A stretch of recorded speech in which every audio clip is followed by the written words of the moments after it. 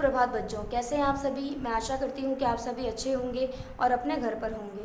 हम पढ़ रहे थे कक्षा 8 की पाठ संख्या 14, जिसका नाम था अकबरी लोटा। अकबरी लोटा के हम भाग 1 पढ़ चुके हैं। अब हम पढ़ रहे हैं भाग 2।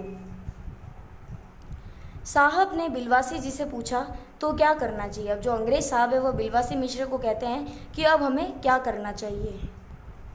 पुलिस में इस मामले की रिपोर्ट कर दीजिए जिससे यह आदमी फ़ौरन हिरासत में ले लिया जाए। पुलिस स्टेशन है कहाँ? पास ही है, चलिए मैं बताता हूँ। चलिए अभी चला, आपकी इजाज़त हो तो पहले मैं इस लोटे को इस आदमी से ख़रीद लूँ।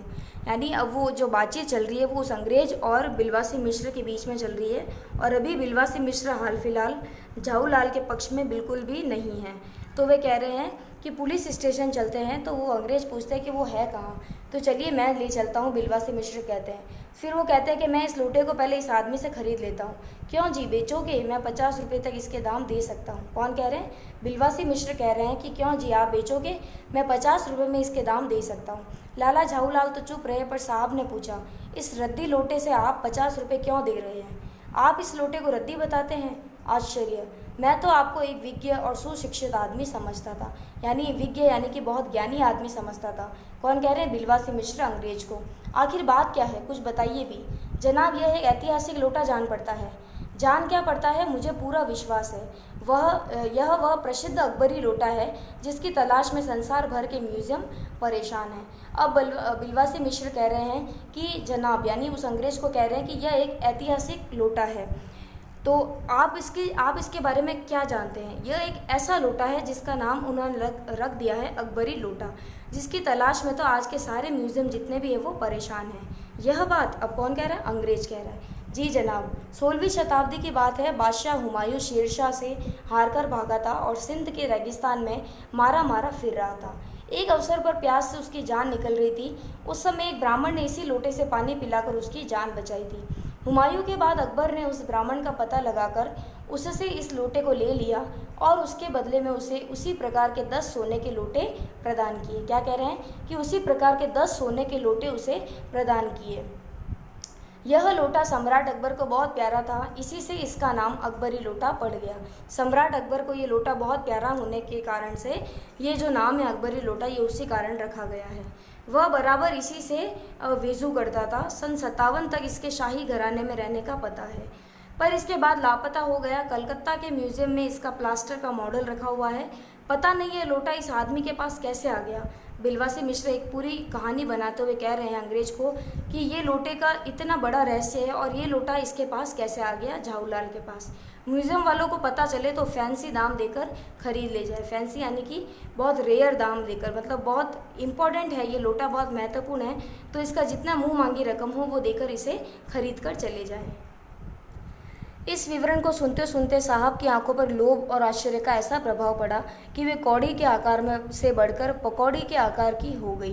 क्या कह रहे हैं? कि इस विवरण को सुनते सुनते जो अंग्रेज साहब है उसकी आंखों पर लालच का एक पर्दा आ गया।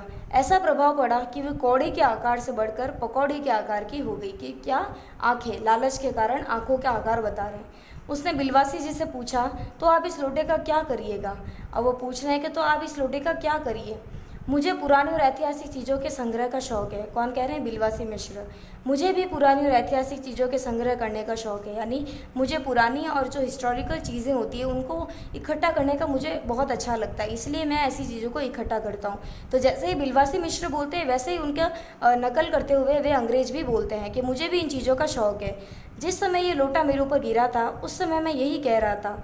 उस दुकान से पीतल की कुछ पुरानी मूर्तियाँ खरीद रहा था। जो कुछ हो लोटा मैं ही खरीदूंगा।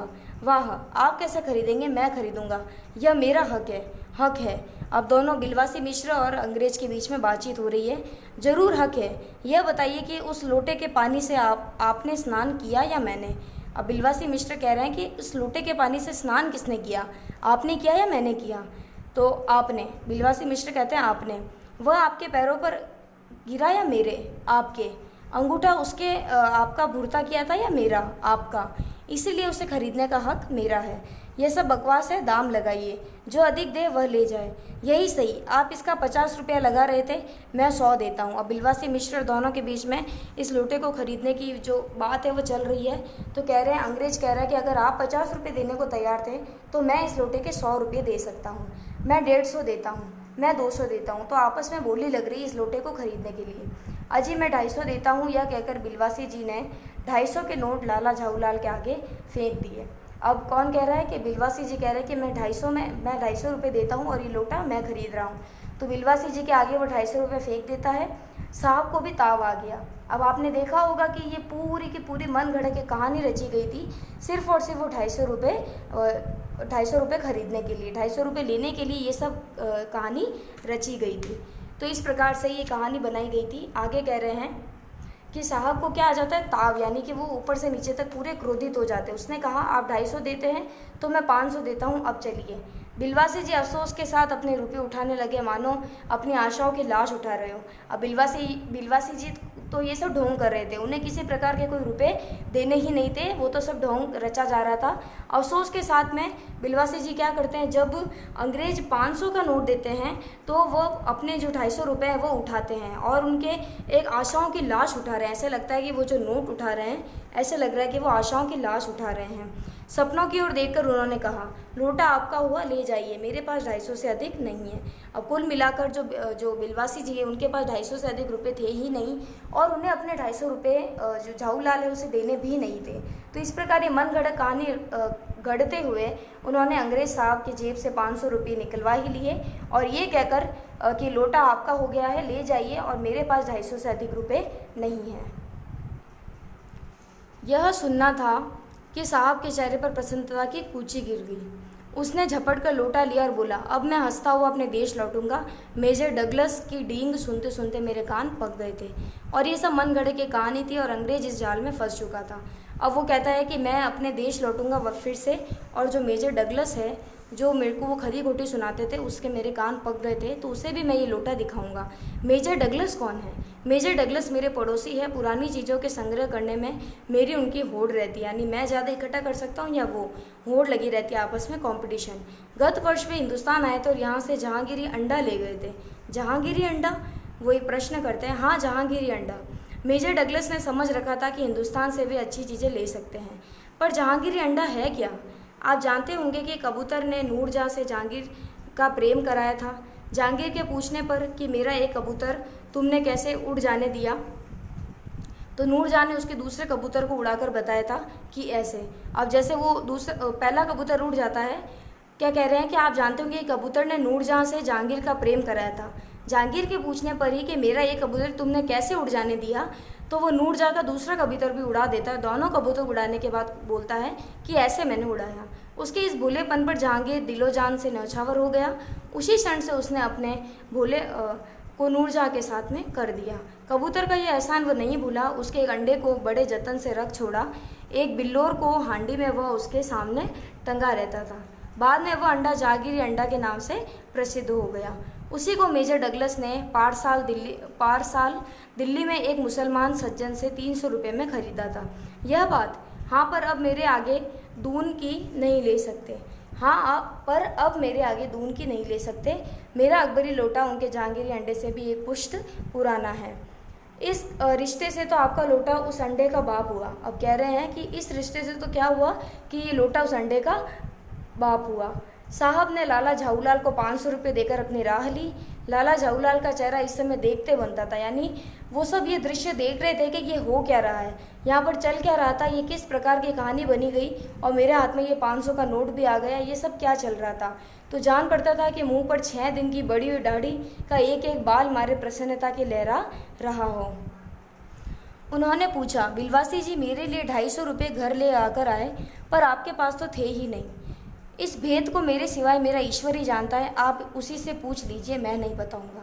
पर आप चले कहाँ? अभी मुझे आपसे काम है 2 घंटे तक। 2 घंटे तक? हाँ और क्या, अभी मैं आपकी पीठ ठोकर शाबाशी दूंगा, 1 घंटा इसमें लगेगा, फिर गले लगाकर धन्यवाद दूंगा, 1 घंटा इसमें भी लग जाएगा। अच्छा, पहले 500 रुपये गिनकर सहेज लीजिए।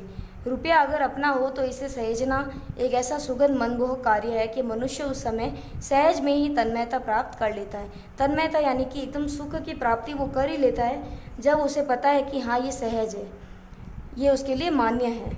लाला जाऊलाल ने अपना कार्य समाप्त करके ऊपर देखा, पर बिलवासी जी इस बीच अंतर्धान यानी कि गायब हो गए। उसी दिन रात्रि में बिलवासी जी को देर तक नींद नहीं आई। वे चादर लपेटे चारपाई पर पड़े रहे। 1 बजे वे उठे। बहुत धीरे से अपनी सोई हुई पत्नी के गले से उन्होंने सोने की वह सिकड़ी निकाली जिसमें एक ताली बंधी हुई थी। फिर उसके कमरे में जाकर उन्होंने उस ताली से संदूक खोला और उसमें 250 के नोट ज्यों के त्यों रखकर उन्होंने उसे बंद कर दिया। फिर दबे पांव लौटकर ताली को उन्होंने पूर्ववत अपनी पत्नी के गले में डाल दिया। इसके बाद उन्होंने हंसकर अंगड़ाई ली। दूसरे दिन सुबह 8 बजे तक चैन की नींद सोए। तो इस प्रकार ये बहुत ही अच्छी कहानी थी अकबरी लोटा। आपने देखा कि किस प्रकार से जो बिलवासी मिश्र होते हैं वे अंग्रेज के सामने एक ऐसी कहानी रखते हैं, एक ऐसी ऐतिहासिक घटना बताते हैं, जबकि ऐसा होता कुछ भी नहीं है। ये सिर्फ इस कहानी में एक हास्य तरीके से बताया गया है। कहानी बहुत ही दिलचस्प थी, अच्छी थी। कहानी को पढ़ने में बहुत ही मज़ा आया। धन्यवाद।